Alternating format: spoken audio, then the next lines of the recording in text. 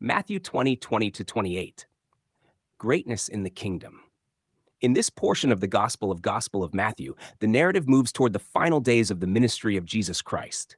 He has just spoken of his approaching suffering in Jerusalem, where the Son of Man would be delivered, condemned, mocked, scourged, and crucified, and then immediately after this solemn announcement, a request arises that reveals the expectations still held by his followers. The mother of the sons of Zebedee approaches the Lord with her sons, James the apostle and John the apostle, kneeling before him. She asks that her sons might sit at his right and left in his kingdom. The request reflects a common anticipation among the disciples, the belief that the Messiah's reign would immediately manifest in visible authority and political dominion. Jesus answers by exposing the deeper reality behind the request. You do not know what you are asking. Are you able to drink the cup that I am about to drink? The cup represents the suffering and judgment associated with the mission he had come to fulfill. Throughout the scriptures, the cup is a symbol of divine judgment and covenantal consequence. The Son of Man would bear this cup on behalf of his people. Confidently, the brothers respond that they are able.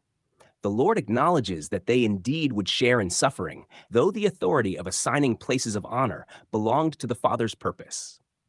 This statement situates the coming events within the predetermined plan of God. The path to glory would not bypass suffering. Rather, suffering itself would be the means through which the kingdom would be established. When the other 10 disciples hear the request, indignation arises among them. Their reaction reveals that the same ambition resided in their own hearts. The dispute among them reflects the pattern of leadership familiar in the nations around them. In the world of the Roman Empire, rulers exercised power through dominance and hierarchy. Authority was displayed through status and control. Jesus gathers them and contrasts this system with the nature of the kingdom he was bringing. You know that the rulers of the Gentiles lord it over them, and their great ones exercise authority over them. It shall not be so among you. The kingdom he proclaimed did not mirror the structures of earthly empires. Its greatness would be measured differently. Whoever would be great among you must be your servant, and whoever would be first among you must be your slave. In these words, the Lord overturns the assumptions of power and honor. True greatness in the kingdom is defined not by position, but by self-giving service. This principle flows directly from the mission of the Son of Man himself.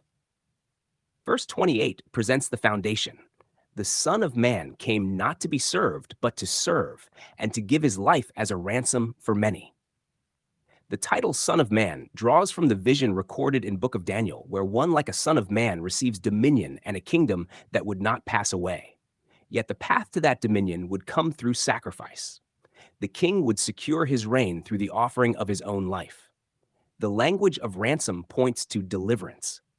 In the ancient world, a ransom was the price paid to secure freedom. The life of the Son of Man would accomplish redemption, liberating many from the bondage of sin and from the covenantal judgment that hung over the generation to whom he ministered. His mission was not merely an example of humility, but the decisive act through which the kingdom would be inaugurated. Through his death and resurrection, the old order centered in the temple system would reach its appointed conclusion, and the promised reign of the Messiah would be fully realized. Thus, the greatness of the kingdom is revealed in the character of its king. The one who possessed all authority chose the path of service. The one destined for eternal dominion laid down his life as the ransom for many. In this way, the kingdom was established, not by the force of earthly power, but by the finished work of the Son of Man, whose sacrifice secured redemption and whose reign endures forever.